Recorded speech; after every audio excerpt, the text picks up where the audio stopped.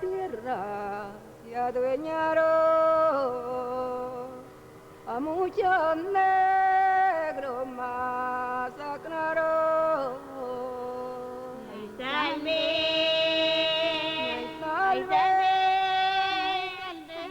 Yo soy tristemente una campesina, yo no soy nada. Lo que hemos sufrido nosotros en este país es una cosa desastrosa.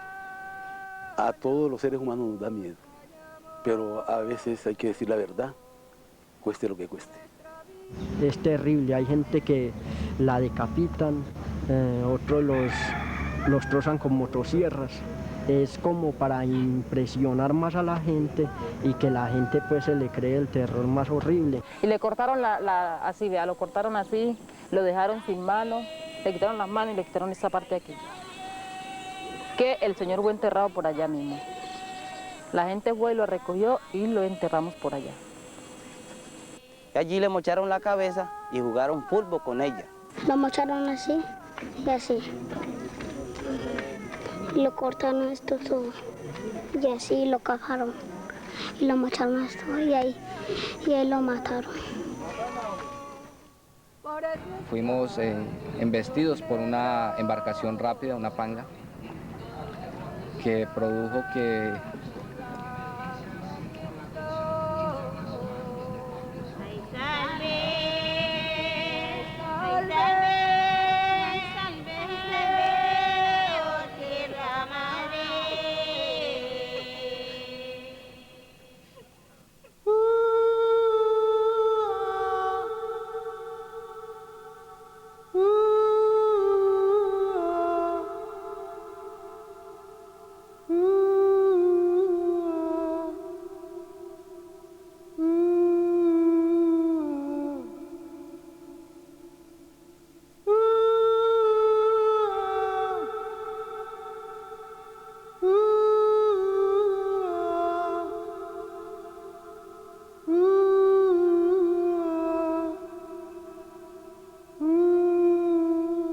Íñigo y Jorge Luis son como una bandera, como unos iconos de nuestro compromiso y defensa por la dignidad humana en esta tierra, los derechos humanos.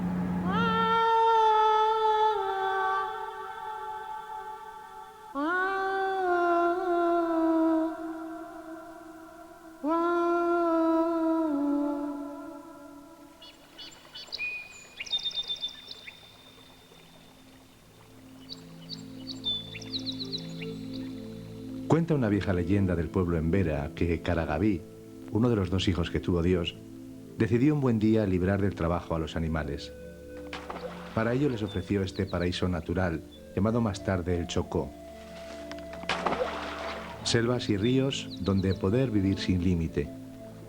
Todo a disposición de los Embera para disfrutar al máximo de los recursos naturales de la madre tierra. Una leyenda que se ha fraguado durante siglos y siglos aquí, en esta región. Estamos en uno de los paraísos que aún quedan en nuestro planeta. Sudamérica, en Colombia y en su zona noroeste, bañada por el Atlántico y el Pacífico.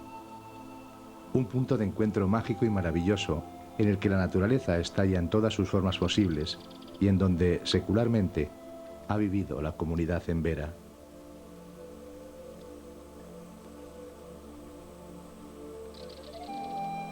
Los indígenas emberas nos consideramos hijos de la tierra, hijos del río. De allí que nosotros desarrollemos una relación de mucha armonía con la naturaleza. Nosotros sin el río no tenemos razón de ser, sin la tierra no tenemos razón de ser. Ya se ha sido desde siempre en esta región del Chocó, uno de los lugares de la tierra con más alto índice de pluviosidad. Por fortuna, las lluvias cesan pronto y dejan como resultado mágico este particular Edén sin parangón en el mundo.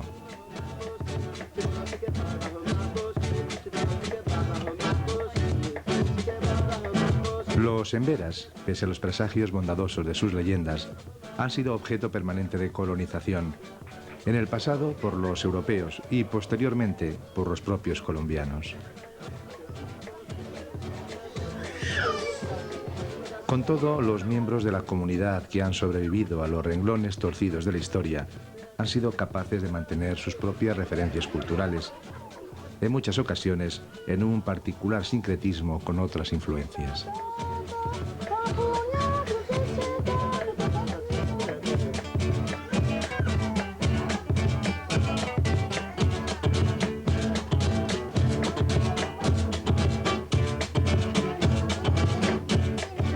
Un pueblo, el Embera, que sabe de la importancia de vivir unidos y organizados frente a las agresiones exteriores.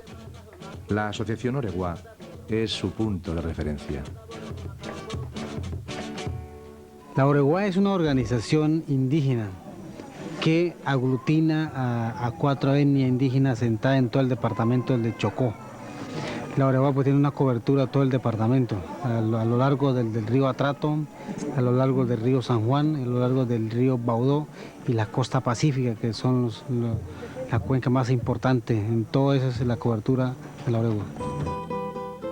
El corazón de esa tierra mágica se sitúa en este río, en el Atrato, uno de los recursos fluviales del planeta con mayor caudal.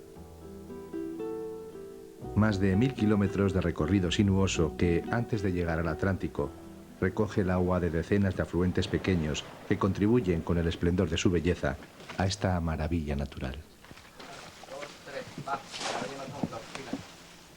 Los ríos son vida.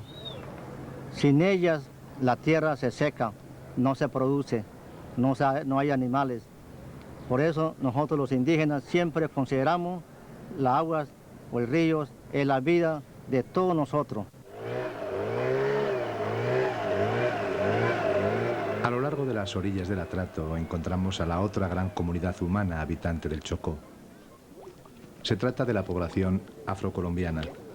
Miles de hombres, mujeres y niños, negros y mulatos, que fruto de las distintas oleadas de esclavos traídas desde África por los blancos durante la larga etapa colonial, distribuyen en estas tierras sus vidas cotidianas. Todo ello entre el trabajo, los sueños y también los momentos de diversión y huida, siempre, eso sí, respetando sus propias raíces seculares.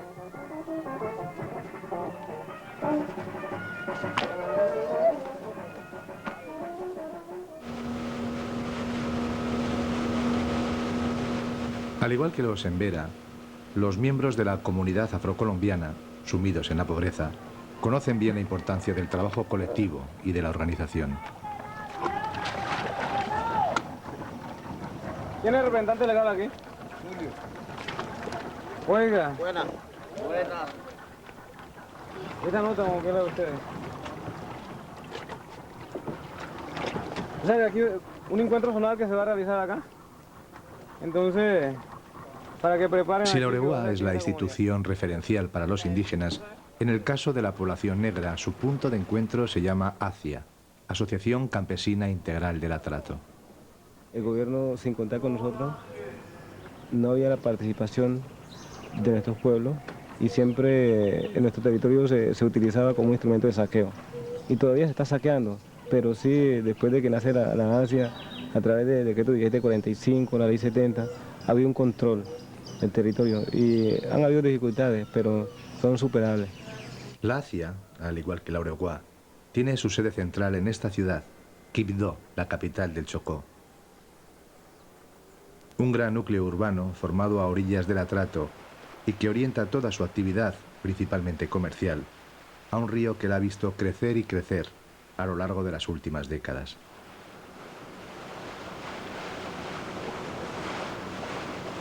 La mayor parte de los 100.000 habitantes de Quibdó son afrocolombianos, aunque en sus calles también se pueden ver emberas que, al igual que muchos campesinos negros, se han visto obligados a abandonar sus tierras seculares tras el azote de la violencia en los últimos años del siglo. La violencia tiene sus causas. Esta región pacífica es una región rica en recursos naturales de toda índole. Es una región de mucha importancia estratégica. También tenemos que decir que es una región que se caracteriza por tener los índices de pobreza más altos del país, de analfabetismo y de problemas de salubridad. Pero al gran capital, a los intereses nacionales e internacionales no les interesa esta realidad, pues ven como prioritarios intereses para esta región, viabilizar proyectos petroleros, mineros y megaproyectos viales y de infraestructura. ¿Cuáles serían estos megaproyectos? En primer lugar, un canal interoceánico que comunique el Atlántico con el Pacífico mediante una carretera, una vía férrea y un oleoducto, creando en ambos océanos dos grandes superpuertos. Paralelamente, la ampliación de la carretera panamericana. Asimismo, la construcción de diversas centrales hidroeléctricas y nucleares, un gran complejo industrial, el aumento de la explotación maderera y minera en la zona, y todo ello bajo el estricto control y vigilancia de una gran base militar situada al sur del Chocó. Vemos que la región en estos momentos presenta una perspectiva de la globalización, pero entendida desde la lógica del capital, la corrupción, el narcotráfico y la confrontación armada. Esto lo que propicia realmente es la violación de los derechos humanos colectivos de los pueblos indígenas y de las comunidades negras.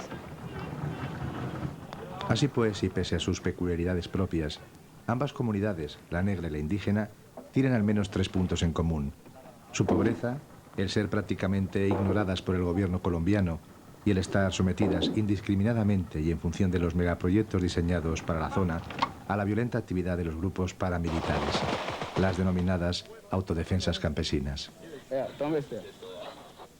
En la diócesis de Quibdó hemos hablado de esta cuestión con Monseñor Jorge Iván Castaño, la máxima autoridad de la Iglesia Católica en la región y una persona sumamente comprometida con los sectores sociales más desfavorecidos. Los paramilitares son la reacción de la extrema derecha que quieren que el país continúe como está. Y justamente ellos son financiados por los dueños del capital, por los grandes terratenientes, los grandes ricos y los comerciantes. Y pienso que indudablemente eso agrava esta confrontación armada.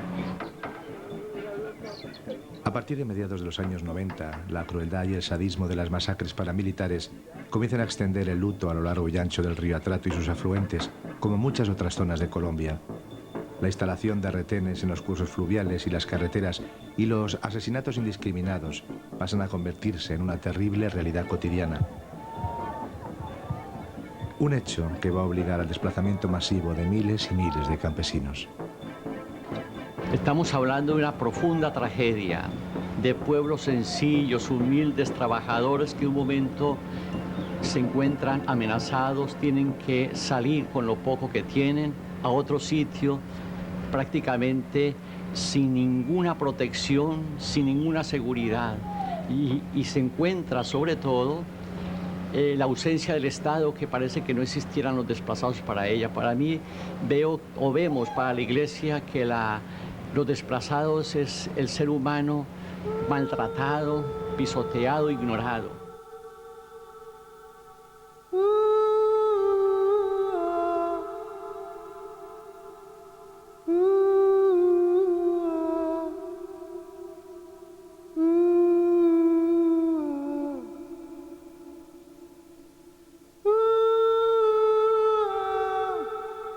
Nosotros vivíamos bien en los pueblos, sabrosos, con todos sus compañeros campesinos allí. Luego llegó un grupo que se dominaban guerrilla. Luego, a medida que pasó el tiempo, eso se fue extendiendo. Ya ellos eran las autoridades que teníamos en los pueblos. Después pues se arreglaban los problemitas con ellos, con la guerrilla no pasaba nada. Luego llegaron otros grupos que nos decían que eran autodefensas campesinas. Luego que ya ellos llegaron, ya empezó el conflicto, porque ya no eran con los grupos que decían que eran guerrillas, sino con el campesino. Ya era que los campesinos éramos torcidos y que éramos de otro grupo. Somos una autodefensa, nosotros estamos luchando contra el Partido Comunista. Y el último que entró le dijo, no, aquí hay uno, amárrenlo. Y yo, pero ¿cómo? Ese hijo mío, ¿y cómo lo manda a amarrar? Usted no sabe quién somos nosotros. Nosotros somos la autodefensa campesina. Yo me atemoricé mucho, mis niños lloraban. Una de las niñas más pequeñitas, ella se tiró al suelo cuando ya empezaron a escuchar cosas horrorosas, donde se escuchaban bombas, cohetes, rafagueos, cosas espantosas. Yo me atemoricé mucho, me dio mucho miedo y yo salí corriendo con mi niño. Sonaban los tiros más cerquita, entre más rato sonaban más cerquita. Y después iba una muchacha, se llama Nancy, iba corriendo para arriba. Cuando nos dijo que siguiéramos corriendo porque los paras iban atrás de ella. Caminé 8 días subiendo filo, sin descansar, donde apenas no encontramos agua. El agua que tomábamos era agua que caía del cielo y se hacían los pocitos y eso lo recogíamos para tomar. De esa misma agua le hacía a mis niños. Mis niños llegaron deshidratados. Y ahí mandaron la mano al bolsillo uno y sacaba guasca para amarrarle las manos y yo cogía la guasca y se las botaba atrás. 5 guascas sacaron y 5 se las boté. Que decir que a lo último lo cogieron y lo pararon porque estaba enfermo y le metieron la mano por aquí y bajaron con él. Y yo le metí la otra mano y bajé íbamos los 3. A orilla del río Curvarado masacraron a 6 personas a tiro y a pedradas. Después que lo mataban a tiro, entonces le daban con piedra, le chichaban la cabeza. A otro le mochaban la cabeza, le cortaban el cuello. En una segunda incursión mataron al negro Zapata, o sea, a Guillermo Zapata. Y allí le mocharon la cabeza y jugaron fútbol con ella. En lo que han transcurrido de este año, pues se han asesinado 15 indígenas. Tenemos caso reciente de un indígena, José Belarmino Tunay, José Belarmino Domicó, asesinado a manos de los paramilitares que fueron descuartizados como animales y fueron destrozados también de todos los cuerpos y las partes genitales. Entonces me contestó él y me dice, mamá, suélteme. Aquí hayan 2 muertos, mejor que haya 1. Yo no lo quería soltar. Lo embarcaron en su bote y lo llevaron para arriba.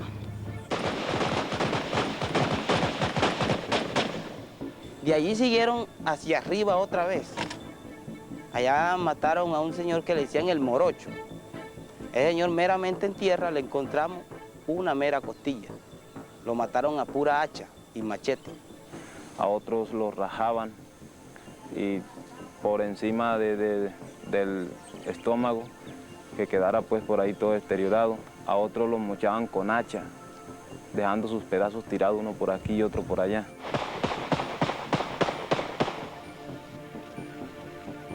Nosotros por la noche teníamos que dormir sentados porque no podíamos acostarnos. Y nos acostábamos y pensábamos que iban ellos cerquitica. En este preciso momento no estoy allá porque me da mucho miedo. Yo esto me ha pasado y yo todos los días me acuerdo. Mis hijos me lloraban mucho. Y entonces esta situación no la aguanto. La estoy aguantando, pero no creo que la soporte porque estoy mal.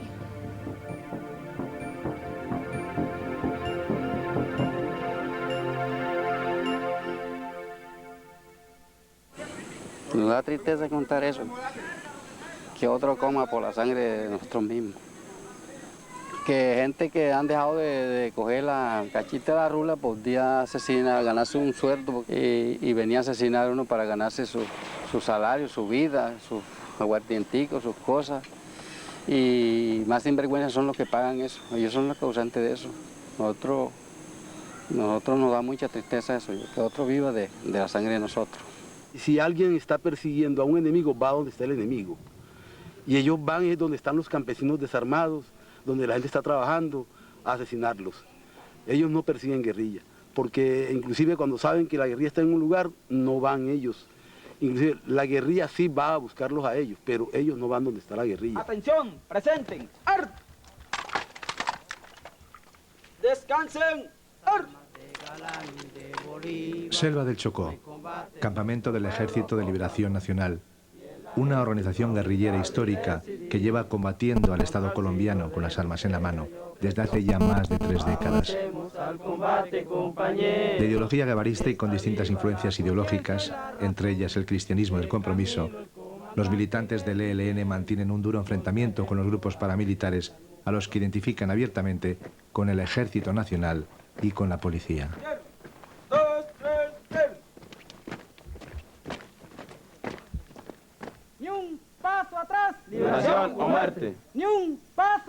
liberación o muerte. Por ejemplo, nosotros en estos días hicimos una acción donde la organización combatió a las fuerzas paraestatales, se capturó inclusive documentos donde queda una vez la evidencia del vínculo de los paramilitares y ejército, sí, o pues la misma familia.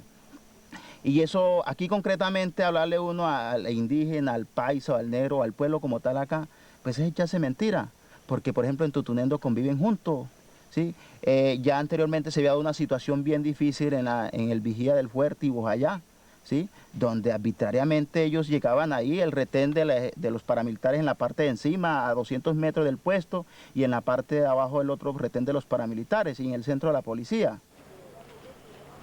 A lo largo del medio atrato, este pueblo, Vigía del Fuerte, se había convertido en el verdadero baluarte de los grupos paramilitares. Durante muchos meses instalaron en este punto un retén, un control permanente, mediante el que impedían el paso de alimentos y medicinas a la población. En este tiempo, una pequeña avioneta se convertiría prácticamente en la única posibilidad de contacto entre los pueblos de la zona y el exterior.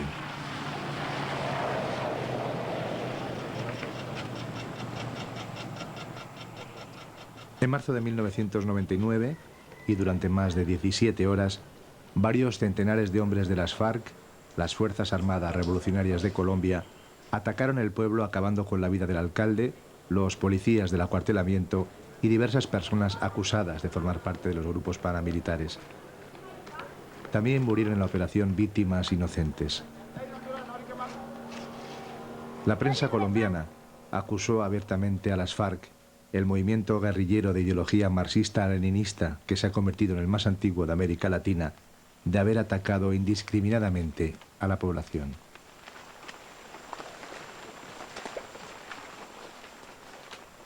La toma de Vigía del Fuerte, la razón que motivó ese hecho es la presencia de los grupos paramilitares que, apoyados con la policía de guerra sucia que allí vivía, entonces se dedicaron a asesinar muchísima gente que bajaba o subía, y alguien la señalaba de colaborador de la guerrilla, o de guerrillero, o de persona del común que vivía aquí simplemente en las áreas donde está la guerrilla.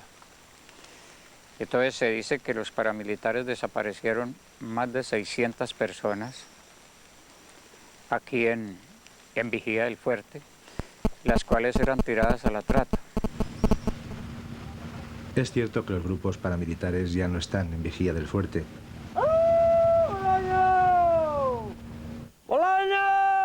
Pero su presencia sigue siendo una constante a lo largo y ancho de todo el río Atrato.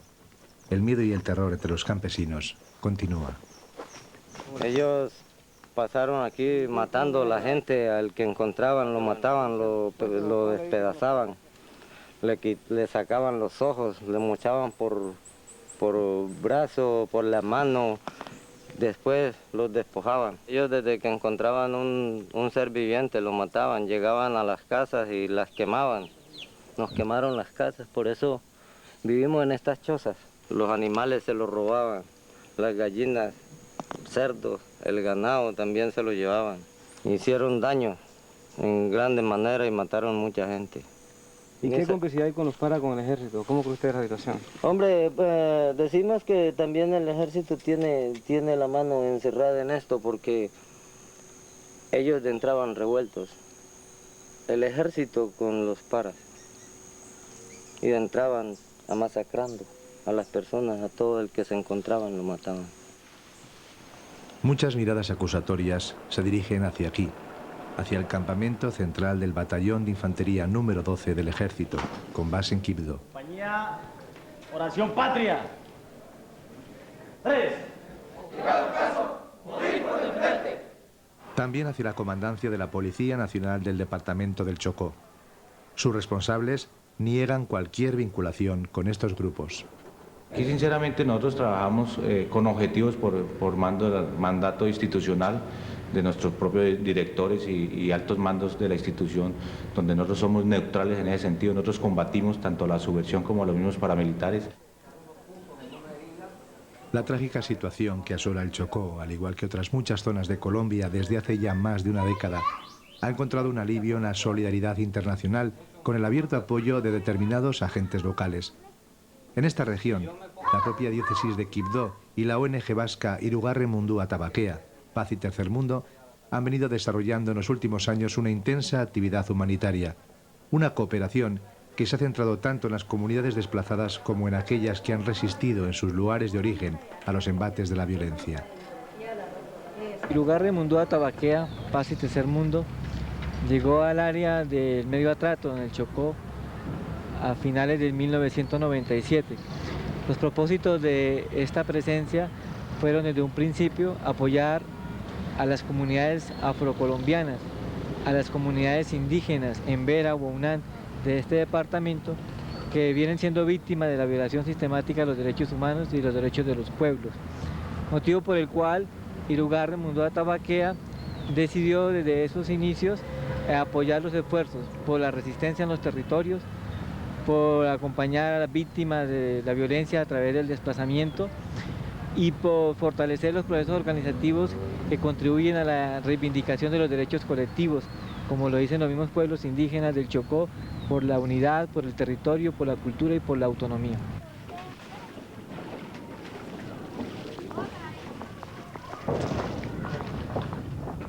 La tienda comunitaria, específicamente en Murindó, pues ha sido también la respuesta al bloqueo económico que han implementado algunos grupos al margen de la ley, con el fin de evitar la entrada de los alimentos hacia toda esta comunidad y así tratar de que las personas se salgan de sus tierras. Con la tienda comunitaria se ha logrado romper un poco eso y así lograr la permanencia de las personas murindoseñas en su comunidad, abaratar los costos de los víveres y lo más importante, pues que llegue la comida a las personas, que es un derecho vital que tiene toda persona para subsistir.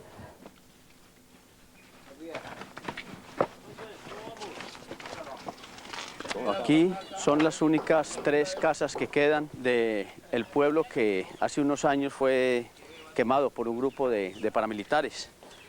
Aquí la gente continúa con todo un trabajo de reconstrucción.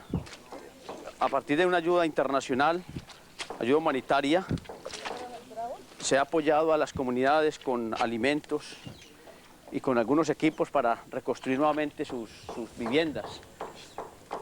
Ya la gente comienza todas sus actividades, mire que ya hay una nueva esperanza y nuevo ánimo en este pueblo. La gente espera que esos momentos de horror no se vuelvan a vivir en estas tierras. Dale.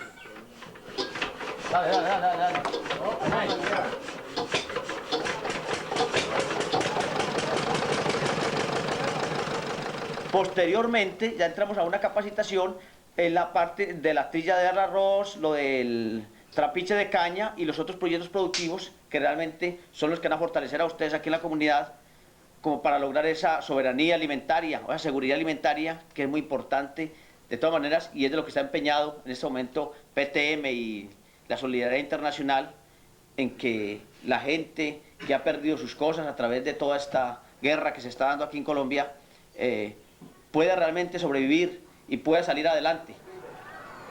Junto a las comunidades en resistencia, la labor solidaria de PTM y la diócesis de Quibdó se ha extendido también a la población desplazada a los núcleos urbanos.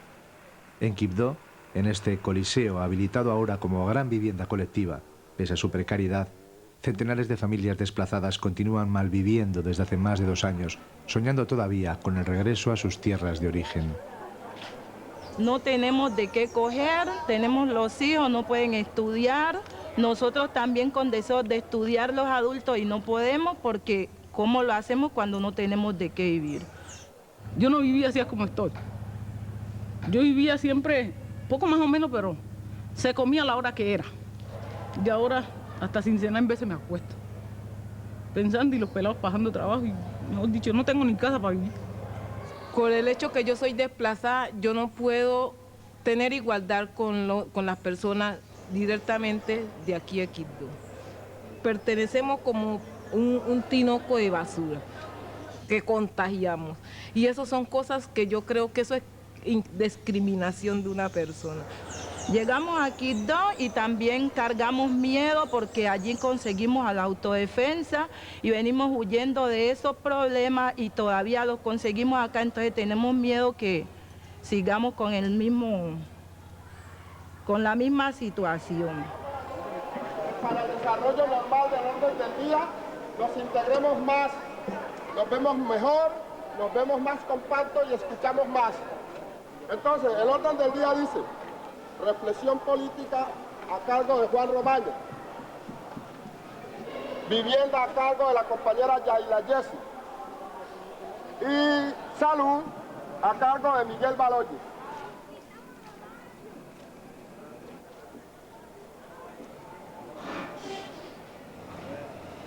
Hay otros muchos desplazados que han tenido todavía peor suerte.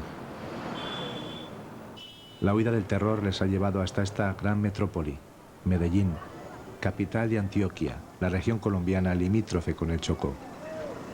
¿Qué está sucediendo acá en Medellín? Acá la mayoría de los desplazados estamos viviendo en algunos ranchos inhumanamente, sin servicios públicos, no hay trabajo, entonces todo toca hacerlo por medio de la comunidad.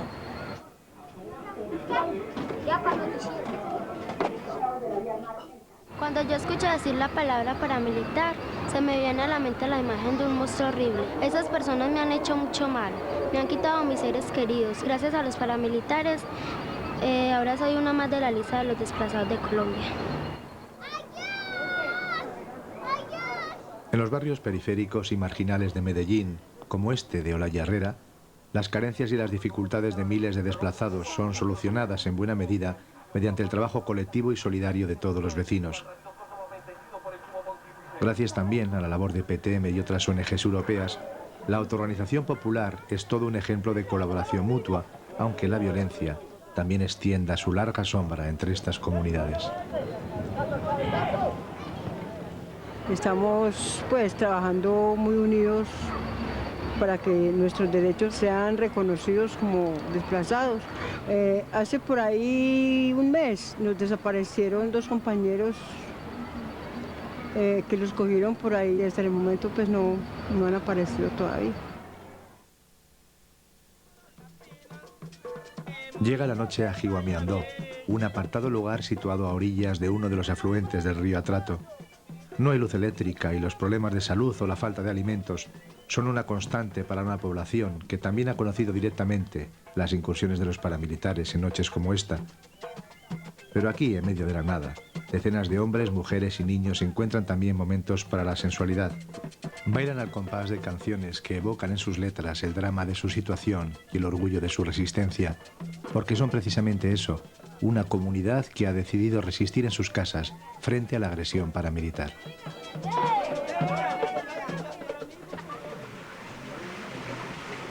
Pese a quien pese, el ejemplo de Jiguamiandó se extiende a lo largo y ancho de la sinuosa geografía del Chocó.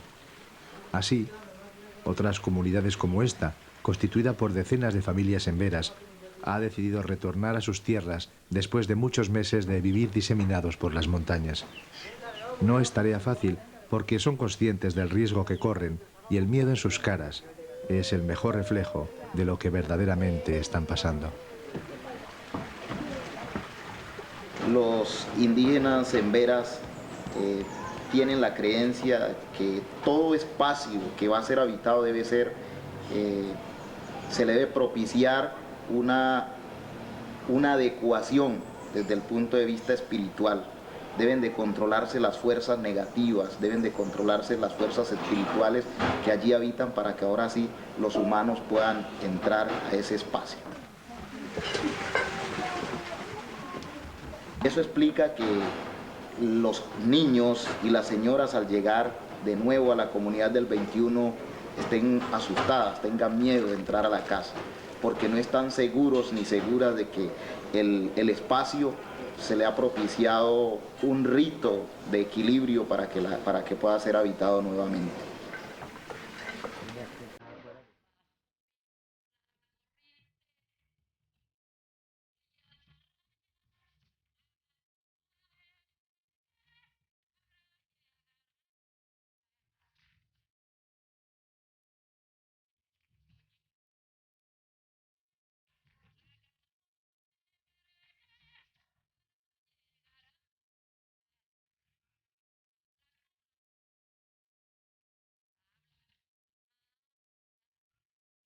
Río Atrato, un paraíso de la biodiversidad, sumido ahora en la tragedia de la violencia paramilitar. En los últimos 5 años, más de 10.000 personas han sido desplazadas y cerca de 600 han sido salvajemente asesinadas por el único delito de vivir en su tierra, la tierra de sus antepasados. Nadie ha quedado ajeno a este castigo indiscriminado, hombres, mujeres o niños, afrocolombianos o emberas. Tampoco la propia diócesis de Quibdó y la ONG Irugarren Mundua Tabaquea, Paz y Tercer Mundo.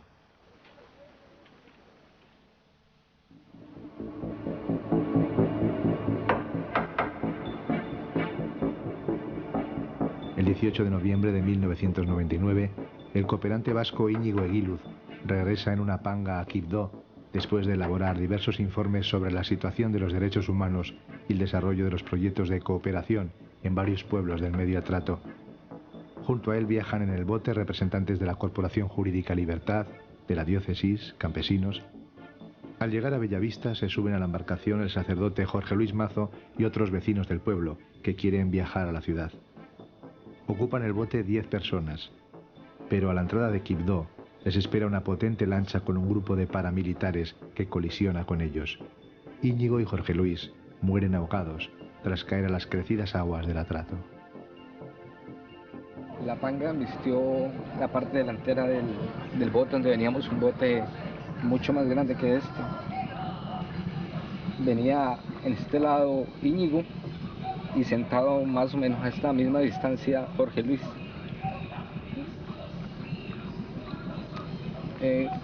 Las luces de la ciudad pues reflejan cualquier embarcación que viniera, por lo tanto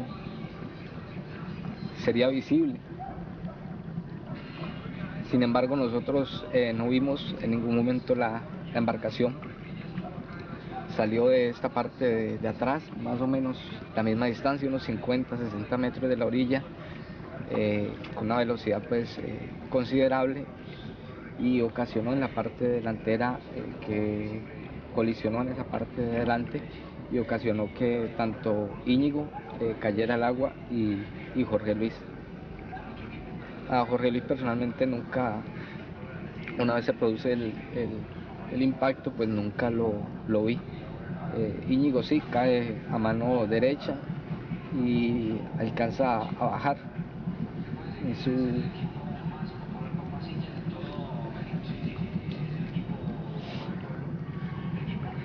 a medida que va bajando. Por varias ocasiones me llama.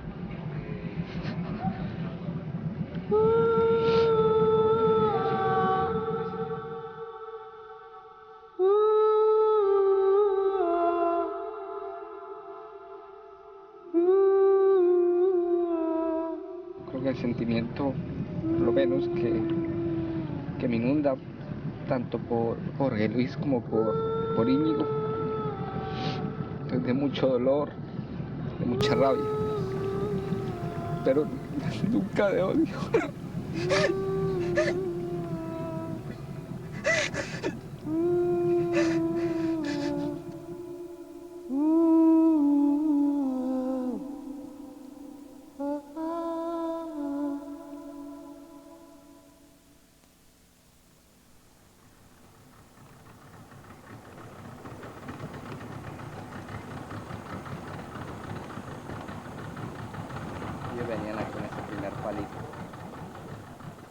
Llegué al lugar de los hechos, allá en el barrio Kennedy, como media hora después del choque que se produjo. En este momento, pues ya habían, la gente del barrio ya habían acudido a socorrer a todos los sobrevivientes. Las 8 personas ya estaban todos a salvo. Y también una parte de la carga, las canecas, algunos bolsos los habían rescatado. Precisamente los bolsos de los 2 difuntos fueron rescatados, mientras que otros se perdieron. La policía estaba en este momento ahí y yo enseguida pregunté por el comandante para preguntarle qué medidas estaban tomando. Y pues él no salió con mayor respuesta. Y entonces, como sabíamos ya que el vehículo que había causado el choque estaba huyendo río abajo, yo le insistí o le pregunté si había avisado al comando de policía en Bellavista para que interceptaran este vehículo. Y entonces él me prometió que lo iba a hacer. Pero el día siguiente nos dimos cuenta de que no hicieron nada. Por lo menos a las 11 de la mañana del día siguiente este vehículo pasó por el comando de policía de Bellavista sin ni siquiera a ellos hacerle seña para que pararan. Esa muerte o ese accidente, llamémoslo así, sucedió más o menos aproximadamente a las 8 de la noche. Y aquí se cuenta con reglamentaciones por parte de la fluvial del río Atrato de que se debe transportar embarcaciones o lanchas o pangas, como llaman aquí en el sector, de 6 a 6 de la tarde. Entonces posiblemente por la situación de la hora pudo haber una colisión de dos lanchas que de pronto iban a velocidad, a bastante velocidad, y realmente se produjo un accidente. Es prácticamente imposible confundir esa embarcación con un tronco por las dimensiones de la misma en longitud y en altura sobresaliendo del agua. A la misma hora, en el mismo lugar de los hechos, en las mismas condiciones climatológicas, no es posible. Por lo tanto, hay que deducir hasta el final las responsabilidades que hubiera lugar y llevar a los autores o coautores, tanto intelectuales como materiales, al banquillo, que es donde deben estar. Y nos estamos trabajando con las autoridades colombianas. La labor de quienes ejercen la defensa de derechos humanos en Colombia pues es una labor bastante complicada. Si partimos del hecho de que el 100% de los casos de violación a los derechos humanos permanecen en la impunidad, al igual que podemos decir hoy, permanece en la impunidad el caso de Íñigo Eguiluz y Jorge Luis Mazo. Eso que quiere ser presentado como un accidente, eso no fue un accidente. Y queremos que los culpables, sobre todo no solamente los culpables o autores materiales, sino intelectuales, sean castigados. Porque este país está así tan violento por el alto índice de impunidad.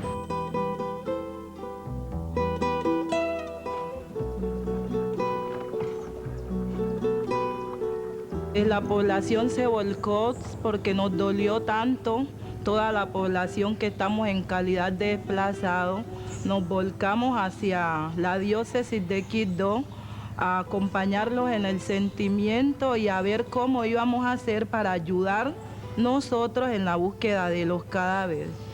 De allí, de la diócesis, nos asignaron botes, chalupas, pangas y mucha gente nos íbamos hacia lo largo del río Atrato hasta más o menos donde nos decían que podían salir los cadáveres, y acompañamos en la búsqueda hasta que se consiguieron. Nos dolió mucho porque eran personas que estaban acá trabajando por nosotros y perdieron la vida prácticamente por nosotros, por hacer un bien. La celebración que se hizo aquella noche tuvo muchísima participación del pueblo de Quibdó y de los campesinos que habían conocido la labor de Íñigo y de Jorge Luis. El día siguiente también hubo mucha participación para acompañar el ataúd al aeropuerto y darle la despedida allá. Jorge Luis para esta comunidad significó muchas cosas. El primero, el vivir alegremente la fe, el sentido de la vida, el acompañamiento a las comunidades negras e indígenas. En segundo lugar, un compromiso siempre vivo y activo en medio de un conflicto que el Estado le declaró al pueblo colombiano. Para nosotros ha sido una situación de angustia, de dolor, el trágico fallecimiento que él tuvo, muerte causada por los paramilitares llegando a la ciudad de Quibdó.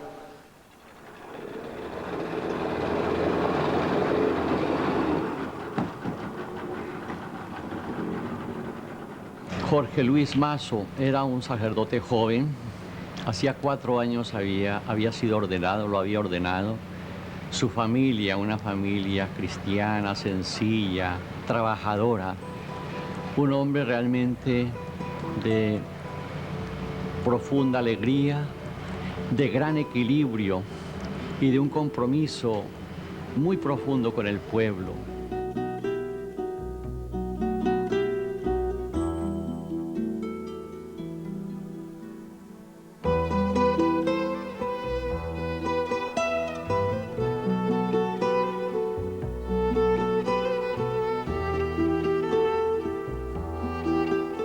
Yo tengo la última foto que Íñigo le tocó viajar con la última ayuda humanitaria. Tuve la curiosidad de tomar una fotografía y la reservo como muy íntima, porque una persona como Íñigo y el padre José Luis, pues, y cae en manos de gente tan cobarde, la forma que lo asesinaron, pero un día dan cuenta de todo lo que han hecho. Bueno, yo le hacía tortas de huevo a Íñigo, se fue y quedó de regresar Íñigo otra vez a la vereda, entre 2 meses, cuando recibimos el golpe al regreso, que lo falleció. Íñigo era una persona muy colaborador según con nosotros, se prestaba lo más que podía, muy amable y nos estimaba y a donde iba nos recordaba. Cuando una persona realmente, honestamente viene a colaborarle a uno de su país donde es y que pase algo que a uno, que uno como que se siente culpable sobre la problemática porque viene como a favorecernos, a colaborarlos a nosotros, eso le duele mucho a la población.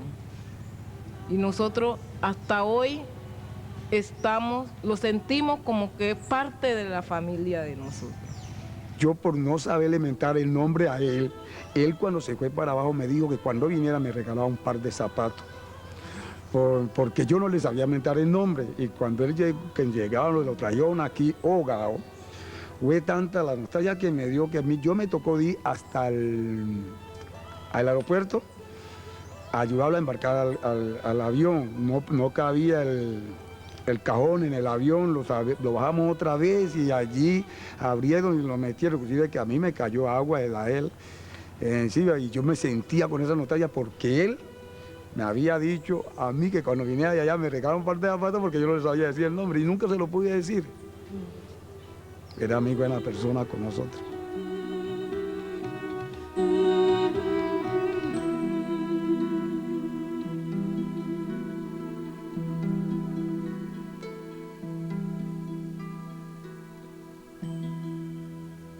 La labor que realizaban era concretamente de ayuda humanitaria al pueblo, ¿sí? Tratando de allanar un poco lo que el Estado ni nadie ha sido capaz de brindarle a ese pueblo que no tiene ninguna clase de respaldo. Es decir, que acá quien plantee ayudar a alguien, de solidaridad a alguien, es decir, está condenado a muerte. Ese hecho nos ha fortalecido la fe y desde ese hecho cada día estamos más comprometidos a seguir luchando por lo que ellos lucharon e incluso también a morir por lo que ellos murieron. El mejor homenaje que le podemos hacer a Íñigo Eguiluz y a Jorge Luis es justamente continuar trabajando por los ideales por los cuales ellos dieron su vida. Y por eso pensamos que el trabajo de Irigoyen, PTM, en esta región del Chocó, en estas regiones de Colombia no puede pararse. Sería traicionar la memoria de estos dos hermanos y ante todo sería traicionar las apuestas de los pueblos indígenas y afrocolombianos que siguen debatiéndose para reivindicar sus derechos.